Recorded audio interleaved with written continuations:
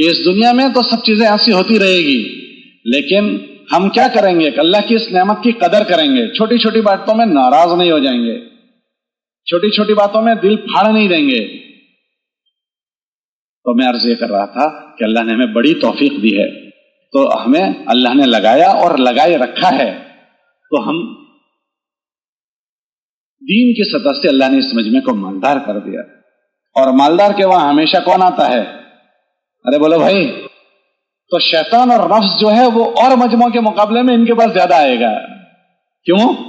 کہ دین کے یہ مالدار لوگ ہیں، یا وہ لوگ زیادہ مالدار ہیں جو نمازیں نہیں پڑھتے، دین کی محنت میں نہیں جوڑے، وہ دین کے زیادہ مالدار ہے، یا جو کرتے ہیں وہ زیادہ مالدار ہے؟ تو یہ مجمع وہ ہے جو زیادہ کرتا ہے، تو پھر چور ان کے پاس زیادہ آئے گا یا ان کے پاس زیادہ آئے گا؟ اور کتابوں میں یوں لکھا ہے کہ ہر آدمی جب پیدا ہوتا ہے تو اس کے ساتھ اس کا ایک شیطان پیدا ہوتا ہے۔ کون پیدا ہوتا ہے؟ ہر آدمی کے ساتھ پیدا ہوتا ہے، اور وہ شیطان اس کے جسم میں دوڑتا ہے، یجری کمجرى الدم، ایسے چلتا ہے جیسے خون چلتا ہے۔ اس کا کام کیا؟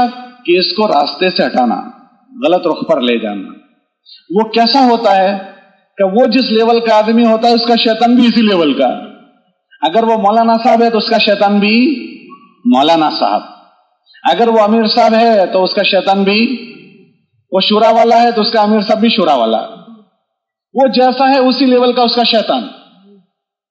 جب اللہ کے نبی علیہ السلام نے یہ روایت بیان کی تو امی جان عائشہ رضی اللہ عنہ نے فرمایا، حضور جب سب کے ساتھ پیدا ہوتا ہے تو آپ کے ساتھ بھی پیدا ہوا؟ کہ جی میرے ساتھ بھی پیدا ہوا، میرے ساتھ بھی پیدا ہوا، وَلَكِنَّهُ أَسْلَمَ، مگر وہ میرے تابع ہو گیا۔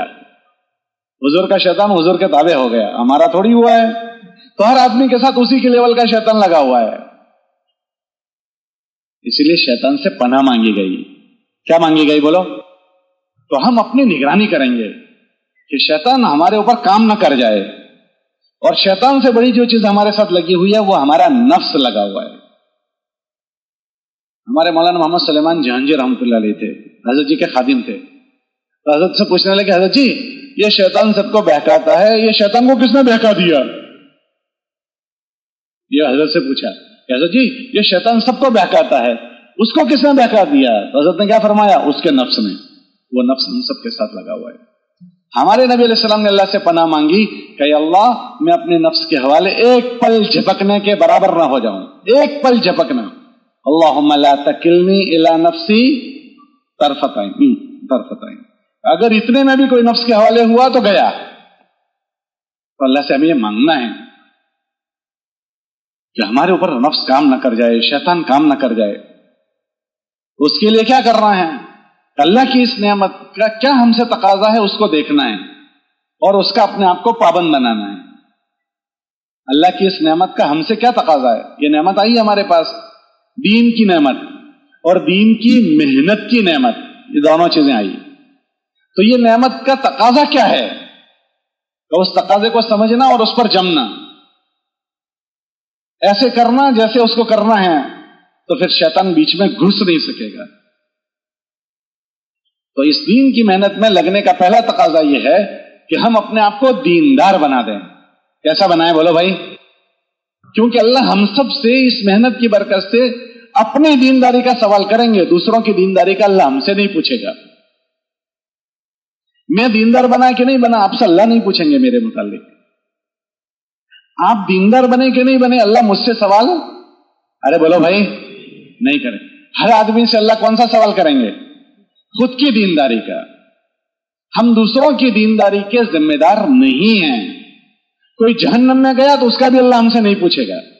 اللہ اپنے نبی سے فرماتے ہیں قرآن میں، وَلَا تُسْأَلُ عَنْ أَصْحَابِ الْجَحِيمِ، کہ نبی جی ہم جہنم میں جانے والوں کا سوال آپ سے نہیں کریں گے۔ اللہ ہم سے کوئی کس کا پوچھیں گے؟ ہماری ذات کا پوچھیں گے۔ ہم کو دوسروں پر محنت کا مکلف کیا ہے، محنت کا پوچھیں گے۔ دنیا میں ایسے بھی نبی آئے ہیں کہ انہوں نے پوری زندگی محنت کی، ایک آدمی بھی مسلمان نہیں ہوا، تو وہ مسلمان نہیں ہوئے کیا ان کے نبی جہنم میں جائیں گے؟ تو وہ نبی ذمہ دار نہیں ہے۔ نوح علیہ السلام نے 950 سال محنت کی، 80 82 85 آدمی مسلمان ہوئے، تو جو دوسرے نہیں ہوئے ان کے لیے نوح علیہ السلام کی پٹائی ہوگی؟ کہنا ایسا نہیں ہوگا۔ اللہ पाक उनसे ये पूछेंगे कि तुमने बात पहुंचाई थी, तो उनकी कौम इनकार करेगी कि हमको तो बात ही नहीं पहुंचाई।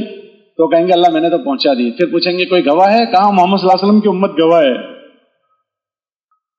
सतकूनु शुहदाअ अलन्नास व यकून अर्रसूलु शहीदन अलैकुम, हम उन नबियों की गवाही हम देंगे। तो वो कौमें कहेगी कि ये तो थे भी नहीं, ये कैसे गवाही देते हैं? तो अल्लाह हमसे कहेंगे हाँ बताओ तुम कैसे गवाही देते हो? तो हम कहेंगे कि हमको ये खबर मोहम्मद रसूलुल्लाह ने दी है, तू भी सच्चा, मोहम्मद रसूलुल्लाह भी सच्चे। तो उनकी गवाही मंजूर हो जाएगी, कबूल हो जाएगी। तो पहुंचाने की बात पूछी जाएगी, कौन दीनदार बना नहीं बना वो नहीं पूछा जाएगा। दीनदारी हमारी अपनी पूछी जाएगी, और हमारी जितनी भी दीन की मेहनतें हैं वो मेहनत के लिए नहीं है, दीनदार बनने के लिए। बोलो भाई, मेहनत किसके लिए नहीं? मेहनत के लिए मेहनत नहीं है। मेहनत किसके लिए है? दुनिया में तमाम मेहनतें कोई मकसद के लिए होती है, हर मेहनत कोई मकसद के लिए। तो दीन की मेहनत किसके लिए? मौलाना इलियास साहब से पूछा गया आप क्या चाहते हो इस मेहनत से? तो हजरत ने फरमाया इहयाउ जमीउ मा जा बिही मोहम्मद सल्लल्लाहु अलैहि वसल्लम, अल्लाह के नबी अलैहि सलाम जो लेकर आए वो जिंदा हो जाए, ये चाहता हूं। तो दीनदार अल्लाह के नबी अलैहि सलाम जो लेकर आए वो जिंदा हो जाए। किस में जिंदा हो जाए? कि मुसलमान जो जिंदगी जीता है उसके जिंदगी के 5 शौबे हैं। कितने शौबे हैं? एक ईमानियात का शौबा, 7 चीजों पर ईमान लाना फर्ज है। कितनी चीजों पर? कि उस पर ईमान ऐसे हो जाए जैसे उस पर ईमान लाना फर्ज है। आमन्तु बिल्लाहि व मलाइकतिहि व कुतुबिहि व रुसुलिहि वल यौमिल आखिर वल क़द्रि खैरिहि व शर्रिहि मिन अल्लाह ताला। ये ईमानियात के फराइज है, ये 7 चीजों पर। इस्लाम के फराइज 5, ईमान के फराइज 7। इसमें ऐसे ईमान लाना जैसे ईमान लाने का हक है, इसलिए हमारे वहां सबसे पहले ईमान की मेहनत। फिर अरकान इस्लाम वो 5 हैं। इबादत इसको कहेंगे, इबादत कि इबादत हमारी कैसी हो जाए, अल्लाह जैसी इबादत हमसे चाहते हैं हम ऐसी इबादत करने वाले बन जाएं। क्योंकि खाली इबादत आसमानों पर नहीं जाती, ऐसी इबादत आसमानों पर जाती है जैसी अल्लाह चाहते हैं। एक आदमी ने नमाज पढ़ी तो नमाज आसमान पर भी जाएगी, और एक आदमी की नमाज मुंह पर भी मारी जाएगी। एक आदमी हज में जाएगा तो उसको कहा जाएगा अहलन व सहला लब्बैक अल्लाहुम्मा लब्बैक, तो कहा जाएगा कि लब्बैक व सादैक, आ जाइए आपकी लब्बैक मंजूर है। एक आदमी हज में जाएगा और कहेगा लब्बैक अल्लाहुम्मा लब्बैक, तो कहा जाएगा ला लब्बैक वला सादैक, तुम यहां मत आओ, हमें तुम्हारी हाजिरी मंजूर भी नहीं है। वो बैतुल्लाह गया है। भाई ये कौन आदमी है? कि जिसने हज को खराब कर दिया। किसकी नमाज मुंह पर मारी गई? कि जिसने नमाज को खराब कर दिया। रोजदार 2 किस्म के हैं। एक का रोजा ऐसा है कि अल्लाह फरमाते हैं उसके बदले में मैं खुद हो जाऊंगा। एक रोजा रखने वाला वो है जिसको कहते हैं तुझे कुछ नहीं मिलेगा सिवाय भूखे प्यासे रहने के। ये कौन सा रोजा रखने वाला? का रोजा तो रखा है मगर रोजे को खराब कर दिया। तो दूसरा हमसे तकाजा है कि हमारी इबादतें ऐसी हो जाए, एक तो इबादत वाले हों और दूसरा इबादतें ऐसी हो जैसी अल्लाह चाहता है। एक ईमानियात बनानी है, एक इबादतें बनानी है। इस मेहनत में लगने का तकाजा ये है कि हमारी इबादतें ठीक हो जाए। तीसरा हमारे मामलात ठीक हो जाएं, लेन देन मामलात। वरना कल क़यामत के दिन ईमान और इबादत से बहुत दीन बनाया होगा। अल्लाह के नबी अलैहि सलाम ने फरमाया ओहद पहाड़ के बराबर नेकियां लेकर आएगा, लेकिन मामलात की खराबी की वजह से जहन्नम में डाला जाएगा।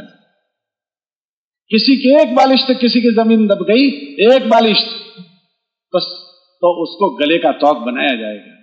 एक चवन्नी किसी की हमारे पास आ गई, 70 मकबूल नमाजें चली जाएगी। पता नहीं 70 है भी कि नहीं है। एक एक चवन्नी पर 70 मकबूल नमाजें चली जाएगी। कल क़यामत के दिन 3 अदालतें लगेगी, एक अल्लाह के हुकूक की, हुकूकुल्लाह की, उसमें इस्लाम और कुफ्र होगा, तो उसमें कोई बात नहीं, इस्लाम एक तरफ कुफ्र एक तरफ। दूसरी हुकूकुल्लाह की कि अल्लाह उसमें जिसके चाहे माफ कर देंगे, और तीसरा हुकूकुल इबाद की होगी, उसमें अल्लाह कहेंगे जाओ अपना मामला साफ करके लाओ। इसलिए तीसरी जो चीज है मुआशरत, हमारे मामला साफ हो जाए। तबलीग में लगने के बाद शैतान इन चीजों से हमें जख्मी कर देता है। अल्लाह के नबी अलैहि सलाम के जमाने में जब कोई जनाजा आता था तो अल्लाह के नबी अलैहि सलाम ये पूछते थे इसके जिम्मे किसी का माल तो नहीं है? अगर किसी का माल होता तो अल्लाह के नबी अलैहि सलाम फरमाते थे उसके कर्जे को मैं अदा करूंगा, फिर नमाज जनाजा पढ़ेंगे। उसकी जिम्मेदारी खुद लेते थे। اگر اللہ کے نبی علیہ السلام کے پاس نہ ہو تو صحابہ سے پوچھتے تھے کہ تمہارا بھائی مر گیا ہے، اس کے ذمہ دوسرے کا مال ہے کوئی جو اس کا مال ادا کر دے، اس کا ذمہ داری لے لیں؟ کوئی ذمہ داری لیتا تھا تو حضور اس کی نماز جنازہ پڑھتے تھے، اور اگر کوئی اس کی ذمہ داری نہ لے تو اللہ کے نبی علیہ السلام اس کی نماز جنازہ بھی نہیں پڑھتے تھے۔ یہ فرماتے تھے جاؤ اپنے بھائی کی نماز تم ہی پڑھ لو۔ اس محنت میں لگنے کے بعد ہمارے معاملات صاف ہو جائیں، میراث کے مسائل، بھائی بہنوں کے مسائل، پڑوسیوں کے مسائل، کسی کے حق ہمارے اوپر، تبلیغ میں لگنے کے بعد زندگی گندی نہ رہے۔ اس مبارک محنت کی قدر یہ ہے کہ میں اس محنت سے نفع اٹھاؤں، اپنے آپ کو دیندار بناؤں، ایمانیات میں دیندار، معاملات میں دیندار۔ معاملات یہ سارے کے سارے، کسی کا کوئی حق میرے ذمہ بار۔ حضور علیہ السلام اپنی وفات سے 5 دن، وفات جو ہوئی ہے حضور کی، 5 دن بیمار رہے ہیں۔ جمعرات کو قبرستان گئے تھے اللہ کے نبی علیہ السلام ایک جنازے کو دفن کرنے کے لیے، وہیں اللہ کے نبی علیہ السلام کو بخار آ گیا جمعرات کے دن۔ پھر جمعرات، جمعہ، سنیچر، اتوار، اور کون سے دن دنیا سے رخصت ہوئے؟ پیر کے دن۔ تو کتنے دن ہو گئے؟ 5 دن۔ ان 5 دنوں میں اللہ کے نبی علیہ السلام ایسے سخت بخار میں رہے، مگر اس کے باوجود دنیا سے جانے کا موقع ہے تو اللہ کے نبی علیہ السلام اتنی بیماریوں کے باوجود 2 آدمیوں کے سہارے مسجد میں آئے۔ کتنے آدمیوں کے سہارے سے؟ اور ممبر پر کھڑے ہو کر کہا کہ اے لوگوں، میرے جانے کا وقت قریب ہے، اگر تم میں سے کسی کا کوئی مالی حق مجھ پر نکلتا ہو یا میں نے کسی کو تکلیف پہنچائی ہو تو مجھ سے اس دنیا میں بدلہ لے لے، آخرت میں مجھ سے پوچھے نہیں، آخرت میں مجھ سے سوال نہ کرے۔ 2 آدمیوں کے سہارے سے حضور آ رہے ہیں، کتنا سخت آخرت کا معاملہ ہوگا، معاملات کا۔ 2 آدمیوں کے سہارے سے آ کر پوچھ رہے ہیں۔ پھر دوسرے دن آئے، دوسرے دن بھی یہی اعلان کیا۔ ایک صحابی رضی اللہ تعالیٰ عنہ نے کہا کہ اللہ کے نبی علیہ السلام، میں آپ کے پاس 1 روپیہ مانگتا ہوں۔ تو اللہ کے نبی علیہ السلام نے فرمایا مجھے یاد نہیں ہے کہ کب کا وہ 1 روپیہ ہے۔ تو انہوں نے یاد دلایا کہ آپ کے پاس فلاں فلاں مانگنے والا آیا تھا، آپ کے پاس نہیں تھے تو آپ نے میرے پاس سے لے کر دیا تھا، کہاں مجھے یاد آ گیا۔ یہ اللہ نے اپنے نبی کے ساتھ واقعات ہمارے لیے ظاہر فرمائے تاکہ ہمیں عبرت ہو، ورنہ ہمارے دل میں آئے گا کہ 1 روپیہ مانگا، یہ اللہ ہی نے کروایا تاکہ ہمیں عبرت ہو۔ اللہ کے نبی علیہ السلام نے مجمع میں ایک ان کے چچا زاد بھائی بیٹھے تھے، فضل ابن عباس، ان سے کہا میرے بھائی اس کی ذمہ داری تم لیتے ہو، حضور کے پاس کچھ نہیں ہے، 1 روپیہ دینے کا نہیں ہے وفات سے پہلے۔ تو اپنے بھتیجے بھائی سے کہا بھائی اس کی ذمہ داری تم لیتے ہو؟ کہ میں لیتا ہوں۔ معاملے کو صاف کیا۔ پھر کہا کہ مجھ سے کسی کو تکلیف پہنچی ہو یہی بدلہ لے لو، آخرت میں مجھ سے نہ پوچھو۔ یہ امام الانبیاء کہہ رہے ہیں، ہم سے لوگوں کو تکلیف نہ پہنچے۔ مولانا عیسی رحمۃ اللہ علیہ فرماتے تھے ہم ایسے بولنے کے عادی ہو گئے ہیں جس سے لوگوں کے دل زخمی ہو جاتے ہیں، ہم سے کسی کو تکلیف نہ پہنچے۔ اگر کسی ایمان والے کو ہم سے تکلیف پہنچی، ہمیں نہیں پتا اس ایمان والے کی قیمت اللہ کے وہاں کتنی زیادہ ہے۔ بعض مرتبہ ہم سے لوگوں کو تکلیف پہنچتی ہے، وہ اللہ کے وہاں عزت والا ہوتا ہے، اور اس کی تکلیف کر کے ہم اپنا خاتمہ برا کر دیتے ہیں۔ کتابوں میں آتے ہیں بعض لوگوں کی بے عزتی سے اللہ موت ایمان سے محروم کر دیتے ہیں۔ اس کو کہتے ہیں معاملات اور معاشرت کی صفائی۔ ہم سے تبلیغ کے جنون میں کسی کو تکلیف نہ پہنچے، ہماری زبانوں سے، ہمارے معاملات سے، ہمارے کسی چیز سے۔ ہمارے مولانا مسیح اللہ خان صاحب تھے رحمۃ اللہ علیہ،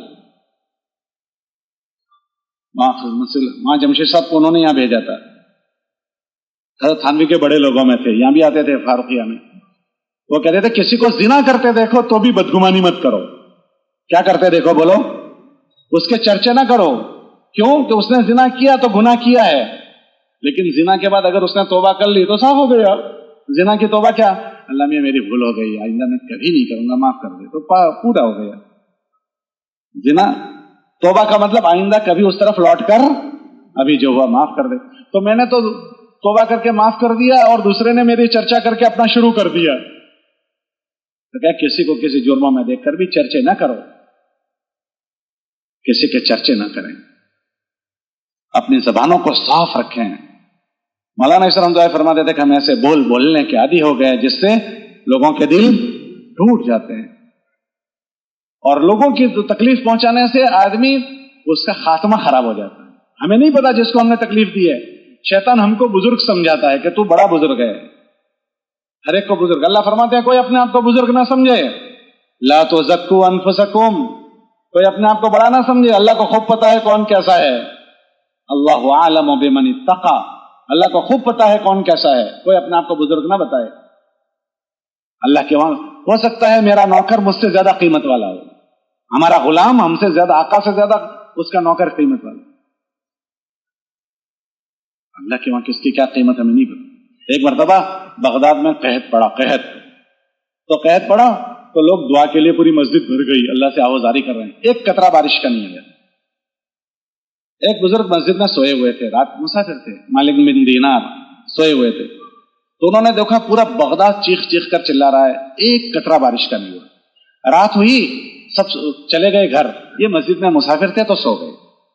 तो एक आदमी आया, पैरों का कटा हुआ, माजूर पैरों से घसीटता हुआ हबशी गुलाम आया। कौन आया? अरे बोलो ना भाई, हबशी गुलाम पैरों से घसीटता हुआ मस्जिद में आया। 2 रकात वजू की उसने और मस्जिद में देखा ही कोई नहीं है, तो मुख्तसर 2 रकात पढ़ी। कितनी रकात पढ़ी बोलो? 2 रकात मुख्तसर पढ़ी। और अल्लाह मियां से, अल्लाह मियां तूने इन बगदाद वालों को तंबी करने के लिए बारिश रोक ली थी, अल्लाह मियां इनको तंबी हो गई, बारिश बरसा दे।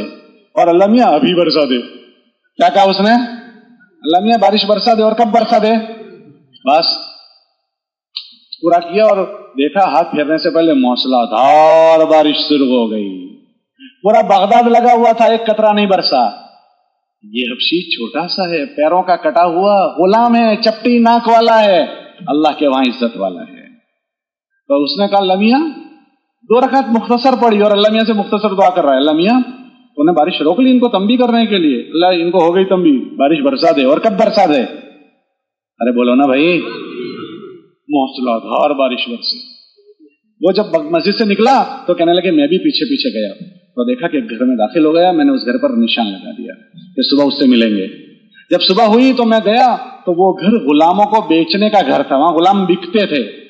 तो मैं आका से कहने लगा मुझे भी गुलाम चाहिए। तो आका ने बड़े बड़े गुलाम दिखाए, ये फला फला फला फला। तो मैंने कहा ये नहीं चाहिए। तो उसने लंबे दिखाए, ये भी नहीं चाहिए। खूबसूरत दिखाई, ये भी नहीं चाहिए। अरे भाई तुझे क्या चाहिए फिर? न लंबे चाहिए, न गोरे चाहिए, न मोटे चाहिए। उनको जो चाहिए था वो नजर नहीं आ रहा था, तो खाली निकलने लगे वापस। तो एक झोंपड़ी साइड में बनी हुई थी। ये क्या है? क्या इसमें भी गुलाम है, मगर निकम्मे गुलाम है। कैसे गुलाम है बोलो भाई? तो क्या वो भी दिखा दे? क्या करोगे उसको देखकर? निकम्मे हैं, मासूर हैं, भाई दिखा दो जरा। तो जैसी झोंपड़ी खोली, उसमें से वही हबशी गुलाम घसीटता हुआ निकला, जिसकी तलाश थी। ये चाहिए मुझे, ये चाहिए। तो वो कहने लगे इसको लेकर क्या करोगे? ये घुटनों से माजूर है, कुछ काम का नहीं है। क्या मुझे यही चाहिए। तो उसने कहा अच्छा जाओ तुम इसको सस्ते भाव में ले जाओ। उसको नहीं पता था ये कितने भाव का है, उसे नहीं पता था कि ये, आप लोग क्या कहते हैं भाव को? कीमत। ये कितनी कीमत? हम हिंदुस्तानी हैं, हमको जरा उर्दू आती नहीं है जी। तो उन्होंने कहा कि कितनी कीमत का है। तो उन्होंने कीमत बहुत सस्ते में दे दिया कि सस्ते। उसको नहीं पता था कितनी कीमत का है। घर ले गए, गुलाम कहने लगा आका तुम मुझे क्यों खरीद कर लाए हो, मैं तुम्हें क्या काम आऊंगा। ऐसे जोरदार गुलाम थे, उनको ले लेते। कहना मुझे तुझे तेरी तलाश थी, मेरी क्यों तलाश थी? क्या मैं रात मुसाफिर था, मस्जिद में सोया था, पूरा बगदाद आया था, एक कतरा बारिश का नहीं बरसा। और जब तू आया था तूने अल्लाह मियां से कहा, अल्लाह ने बारिश बरसा दी। काका तुम्हें धोखा हो गया है, मैं कौन होता हूं, मेरी क्या हैसियत है, और कोई होगा। उसने टालना शुरू किया। आका कहने लगा नहीं आप ही थे। कहा नहीं मैं कहा जी, मेरी क्या हैसियत। कहा नहीं आप ही थे। तो उसने आखिर में पूछा अच्छा आका आपको यकीन है कि मैं ही था? कहा जी मुझे यकीन है कि तू ही था। तो बस उसी वक्त सजदे में गया और कहने लगा कि अल्लाह पाक मेरा ताल्लुक तेरे साथ जो है वो लोगों पर जाहिर हो गया, अब मैं इस दुनिया में रहना नहीं चाहता। और सजदे में रूह कब्ज हो गई। तो लोगों को हम कुर्सियों से ना तोलें, कुर्सियों से तोलते हैं, पैसों से तोलते हैं, ओहदे से तोलते हैं। मुसलमान बहैसियत मुसलमान की कीमती है।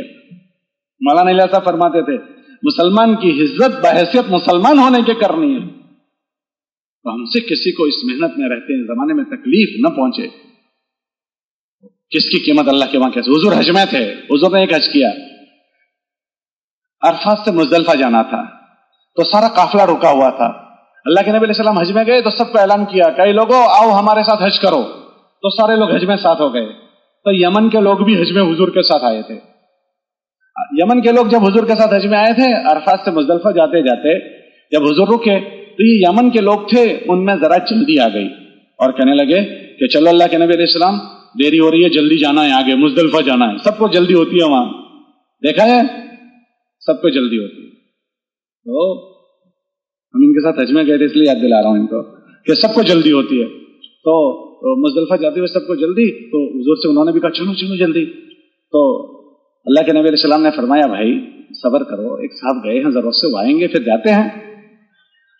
لیکن جو بے صبرے ہوتے ہیں وہ صبر نہیں کر پاتے ہیں. تھوڑی دیر بعد پھر وہ بولنا شروع کیے، حضور خاموش رہے. اتنے میں وہ جو صاحب گئے تھے وہ آ گئے. ان کا نام تھا حضرت اسامہ رضی اللہ عنہ. کیا نام تھا بولو؟ ان کی ماں حبشن تھی. ان کی ماں کون سی تھی؟ تو چہرے پر تھوڑا سانولے تھے، کالے تھے. تو انہوں نے ان کو ہلکے سے کہا اس کالے کی وجہ سے ہم کو لیٹ کر دیا. یہ یمن والوں نے کہا اس کالے کی وجہ سے ہم کو لیٹ کر دیا. یہ زبان سے جملہ نکلا. کیا زبان سے جملہ نکلا؟ اللہ کے نبی علیہ السلام اس کے بعد 2 مہینے دنیا میں رہے. کتنے مہینے رہے؟ یہ ذی الحج کا زمانہ، پھر اس کے بعد محرم، اس کے بعد سفر، اس کے بعد ربیع الاول میں اللہ کے نبی علیہ السلام دنیا سے 2-2.5 مہینے گزرے تھے. سب لوگ اپنے گھروں کو چلے گئے. لیکن ایک مجمع اس زمانے میں وہ تھا جو حضور کی شرم میں مسلمان ہوا تھا. کس کی شرم میں؟ تو وہ جب حضور چلے گئے تو انہوں نے کہا اب ہم بھی اسلام پر نہیں رہیں گے. وہ مرتد ہو گئے. کیا ہو گئے؟ مرتد ہو گئے. علی میاں کی ایک کتاب ہے ردۃ ولا ابا بکر لہا، کہ اس زمانے میں ارتداد آیا تب ابو بکر صدیق کھڑے ہو گئے اور 11 جماعتیں بنائی ان مرتدین کو سمجھانے کے لیے. کتنی جماعتیں؟ 1 مہینے تک ان جماعتوں نے محنت کی، سب دوبارہ مسلمان ہو گئے سوائے ان یمن والوں کے جنہوں نے کہا تھا اس کالے کی وجہ سے ہم کو لیٹ کر دیا. مسلمان کو ہلکا کر دیا، انہوں نے بے عزتی کی.